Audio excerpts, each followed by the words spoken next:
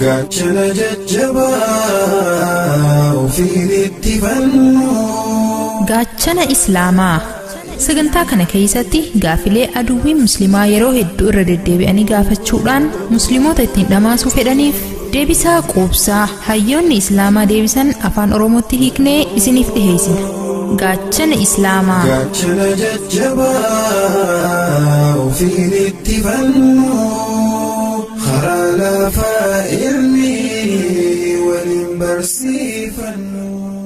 Hello. Hello. Yes, that's right. Hi, my name is Anna. I want to ask. Hi, maqaan kiyya Annaa jedhama. Kaniin hangaafatuu barbaadu namni dhaamsi Islaamummaa isan dhaqqabiin maal mudata? Kan biroo immoo namni muslima hin tahin tokko mu'jizaan Isaan mul'ise kan Muhammadiin jaala yoo jedhe maaltu ta'uu mala? Sister, that's two questions basically. Obboleettiin teenya gaafii lama gaafatte. Gaafiin duraa namni muslima hin tahin tokko kan dhaamsi Islaamummaa isa biran gahiin akkam ta'uuf ta'an yookiin maal mudatan? Talamadaatis namni muslima hin tahin tokko yoo sit dhufee mu'jizaan Nabi Ciisaa alayhi salaami kan Nabi Muhammad sallallahu alayhi wa sallam ni caala yoo siin jee maaltu isa mudata kan jedhudha. Qabxiin duraa namni muslima hin tahin tokko yoo nat dhufee ani hanga ammaa oduu Islaamummaan dhageenye yoo kanaan jiru taate arraan tana yeroo saayinsii fi teknooloojiin akkana babal'ate kanatti isaa amanuun hedduu rakkisaadha. Tarii gaafii tana waggaa 50 dura osoo gaafattee dhugaa ta'uu danda'a. Arraan tana yeroo saayinsii fi teknooloojii kanatti waa'ee Islaamummaa namayyuu sirriitti dhagayaa jira. Keessattuu yeroo miidiyaan Islaamummaa irratti olola banee akka malee rukutaa jiru kanatti waa'ee Islaamummaa dhaga'uma jirta garuu Islaamummaan ati dhagayaa jirtu tun tasirriitii miti. Takkaa'u Islaamummaa dhugaa osoo hin ta'in Islaamummaa sobaa dhaga'u jirta. Musliimoonni shoorarkeessitoota, Musliimoonni fiinxaaleeyyiidha, Islaamummaan amantii waa ajjeesuuti, mirga dubartootaa sarbanii tuffatan, dubartoota cunqursan, tarii haala kanaatiin waa'ee Islaamummaa dhaga'u jiran. Kana jechuun Islaamummaa dogongoraati karaa dogongoraatiin dhagayaa jiran jechuudha. Kanaafuu nama muslima hin tahin kan waa'ee waan Islaamummaan dhugaan barsiisuun dhagahin tokko wanti isa mudatu. Akkana fakkaatutti namni muslima hin tahin tokko yookiin ilmummaan namaa hundinuu oduu takka miidiyaa irraa yoo dhagaye akkanumatti usee fudhachuu hin qabu. Quraanni suuratul Hujuraat ayata 6 irratti akkana jedha. Yaa ayyuhallaziina aamanuu in jaa'akum faasiqun binaba'in fatabayyanu. Yaa warra Rabbitti amantan oduun takka yoo isin dhufte gara nama biraa dabarsuun duratti sirriitti qoradhaa. Kanaafuu odeeffannoon takka yoo dhufte osoo gara biraan dabarsine dura odeeffannoon sun dhugaa yookiin dhara ta'uu si addaan baafachuun akkaan barbaachisaadha. Dhimma dhaamsa Islaamummaatiin wal qabate kana yoo laalle fakkeenyaaf namni muslima hin tahin tokko naannoo iddoo bishaaniin marfamte yoo jiraate takkaahuu gammoojjii tumbuktuu keessa osoo jiraate yookiin ammoo naannoo waan takka waa'ee Islaamummaatti dhaga'uu hin dandeenye yoo jiraatu taate hoo jalqaba irratti nama muslima ta'e hunda irratti osoo rakkoon ulfaattuun feetes jiraatte dhaamsa Islaamummaa nama hunda biraan ga'uun dirqama. Rabbiin Quraana keessatti suuraa Fussilat ayata 53 irratti akkana jedhe. Sanuriihim aayatinaa fil afaaqi wa fi anfusihim hattaa yatabayyana lahum annahu alhaq. Ilma namaa hunda bakka fadhallee yoo jiraate mallattoo teenyatti mul'isna. Hanga mallattoon tun gara dhugaatti isaan geessitutti. Asitti wanti Rabbiin jee ilma namaa cufaa osoo isaan hin du'in duraan mallattoo tiyya agarsiisaa jee. Maaliif iddoo fagoo fadha keessaas hin jiraan? Hanga namni san Rabbiin dhugaadha jee fudhatutti mallattoo isaa itti mul'isa. Dirqama ergaa tana nama hunda biraan gahuudhaa Rabbiin ifirra kaayee jira. Namni san maatii muslimaa yookiin maatii muslima hin tahin keessa dhalatus takkaa'uu biyya muslimaatti dhalatu yookiin biyya muslima hin tahinitti dhalatus Rabbiin dhaamsa Islaamummaa kana nama cufaan ni gahaa jechuudha. Sababa kanaaf jecha bara 1950 keessa qorannoo yookiin sarvii wayiitu godhamee ture. Qorannoon tunis gosa yookiin sanyiiwwan ilma namaa lamarratti gaggeeffamte. Qorannoon tun warra gosa Kaapaawukuutii fi Aboorjiin Awustiraaliyaa jaaman irratti gaggeeffamte. Gosti tun lameenuu qaroomina ammayyaa kan addunyaa tanaa wajjin hanga xumura bara 1950tti walitti dhufanii beekan. Wayita qorattoonni haala jiruu fi jireenya hawaasa sanii baruuf dhaqanii ilaalan uummanni kun Rabbiin tokko ta'uusaa amanan, isa qofaatu gabbarama jaanii amanan, ilma namaa tokkollee hin qabu jaanii amanan, akkasuma Rabbii san gabbaruufis sujuuda godhan. Maqumaatu adda malee wanti isaanii hundinuu Islaamummaa wajjin wal fakkaataadha. Silaa dhiibbaan alaa takka ilma namaa irratti godhamuu baatte namni hundinuu fedhinnaa isaa Rabbiifiitiif kanna jechuudha. Sababa kanaaf nabiin keenya jaalatamaan Muhammad sallallahu alayhi wa sallam daa'imni hundinuu amantii fixraa irratti dhalata jaan. Daa'imni hundi diin hin jijjiiramne irratti dhalata. Muslima ta'ee dhalata jechuudha. Nabiin keenya jaalatamaan sallallahu alayhi wa sallam daa'imni hundinuu agguu dhalatu muslimaa jaan. Muslima jechuun nama fedhinnaa ifii cufa Rabbiifiitiif kanne jechuudha. Kana booda daa'imni sun tarii maatii isaarraa dhiibbaan itti godhama, tarii barsiisaa isaatiin, tarii warra isarra guddaatiin yookiin hangafoota isaatiin dhiibamee ibidda gabbaruufaa jalqabuu danda'a. Sanama gabbaruufaa jalqabuu danda'a.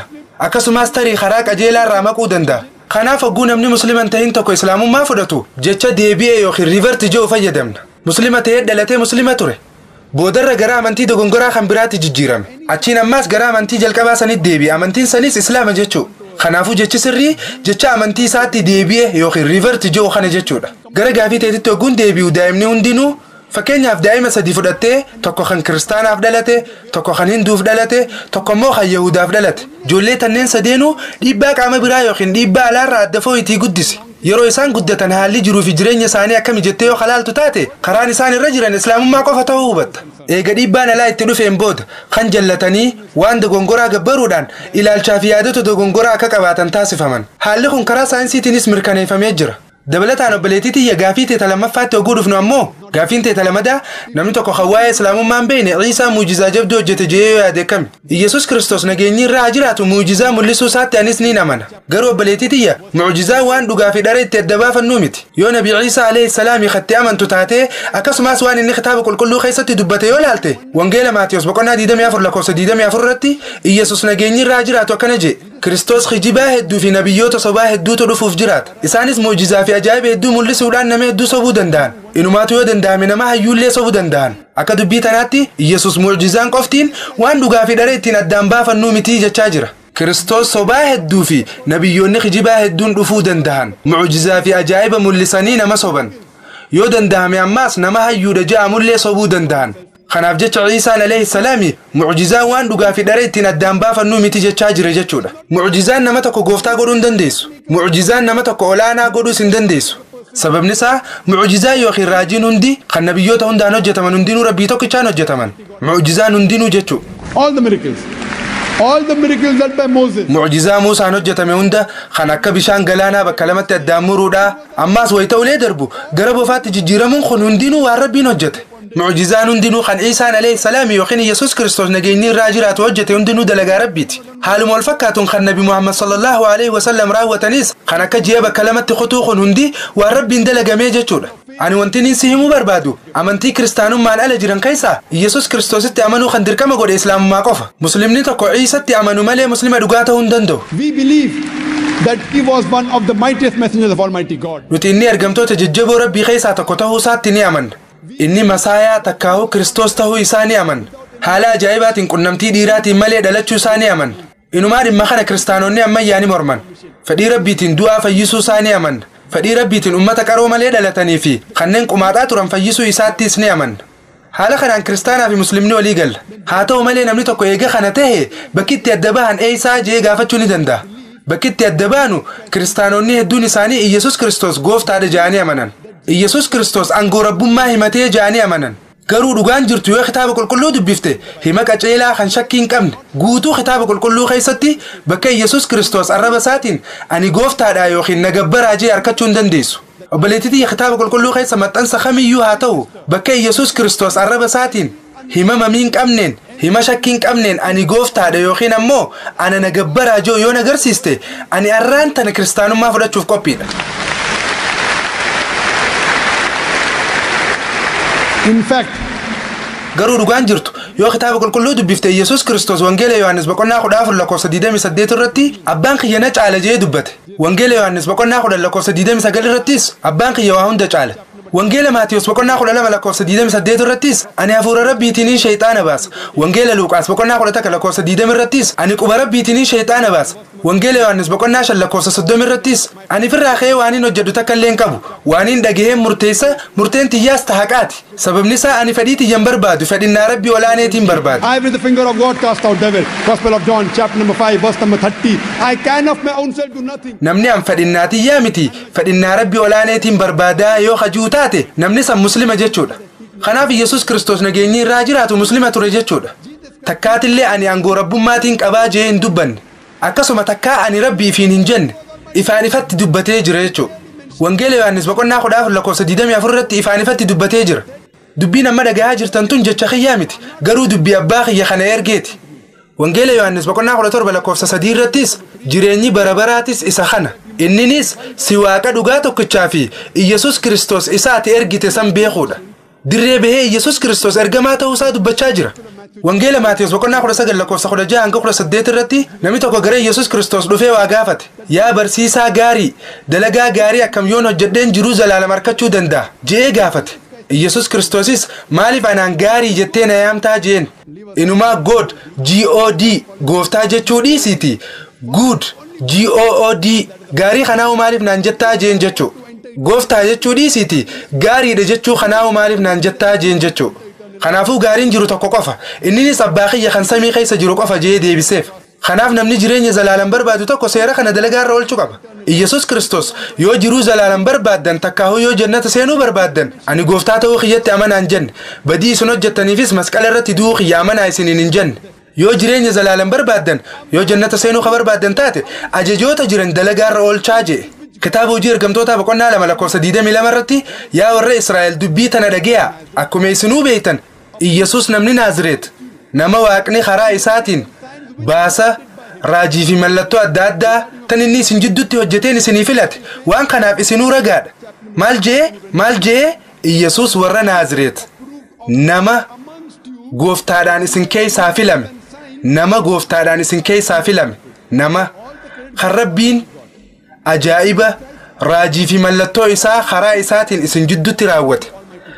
isinillee waan kanaaf ragaadha jee kanaaf wanti inni hojjete hundinuu gara Rabbii deeffamti akkasuma ammaas Iyesus Kristos nama ture jechuu mu'jizaa inni hojjete hundaas Rabbumaatu hojjete jechuu mu'jizaan nabiyyootaan hojjetamte hundinuu Rabbumaan hojjetamte hundi isaaniitu Rabbiin tokko qofa akka ta'e ragaa bahuudhaaf dhufan ammaas Iyesus Kristos nageenyi irratti haa jiraatu wangeela Yohaannis boqonnaa 16 lakkoofsa 12 hanga 14 irratti akkana jee ani islaamaaniin isinitti himu hedduun qaba garuu isin ammaan tana baadhachuu hin dandeessan hafuurri dhugaa sun hogguu dhufutti karaa daandii dhugaa hundatti isin qacelcha ifirraa kaasee waan takka illee hin dubbatu waan waa'ee hin dhagee qofa isinitti hima inni maqaa kiyyaas ol kaase jee dubbate dubbiin tun nama biraa osoo hin tahin dhufiinsa nabiyyii xumuuraa fi goolabbii kan ta'e waa'ee nabi Muhammad sallallahu alaihi wasallam dubbachuu jira kanaafuu ati kiristaana dhugaa yoo taate yoo ka Iyesus Kiristoosittis amantu taate Iyesus Kiristoos akka jeetti ani islaamaaniin isinitti himu hedduun qaba garuu isin ammaan tana baadhachuu hin dandeessan hafuurri dhugaa sun yeroo dhufutti karaa daandii dhugaa hundatti isin qacelcha inni ifirraa ka'ee waan takka illee hin dubbatu waan waa'ee hin dhagee qofa isinitti hima inni maqaa kiyyaas ol kaasaa jee dubbate jechuudha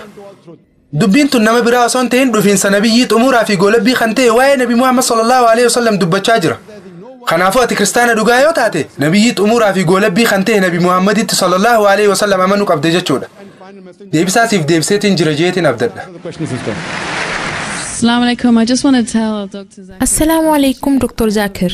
Ani wanta akkasitti himuu barbaada. Ani durumaanuu gara amantii duraatti deebi'ee jira. Gaafii kana maatii kiyyaa fi hiriyoota kiyya warra kiristaanaa bakka bu'eetiin si gaafadhe.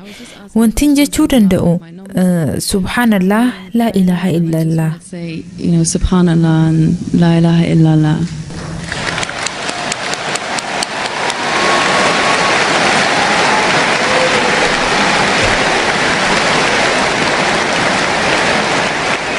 That's why I said you have to say what you have to say.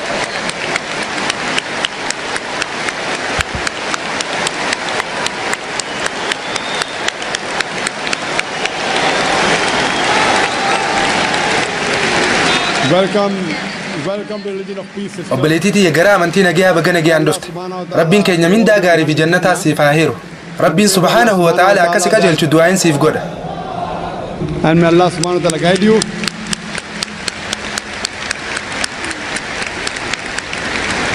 obboleettii yoo gaafii biraa qabaatte keessaafuu waa'ee maatii kee kan kiristaanaa laalchisee akka gara amantii dhugaatti dhufan gargaaruudhaaf sirraa fuuna yoo wanti siif hin galin jiraates gaafii barbaadde nu gaafachuu ni dandeessa nutis si gargaara wirtuuleen daawaa hedduutu as Dubaay keessa jira dhaabbileen dubartootaatis hedduutu jira yoo yaada addaa qabaattees isaan qunnamuudhaan wajjin haasa'uu ni dandeessa inshaallah obboleettii tiyya maatii kee kana kan amansiisuudhaafis gaafii yoo qabaatte akka gaarii si simanna dhihaadhu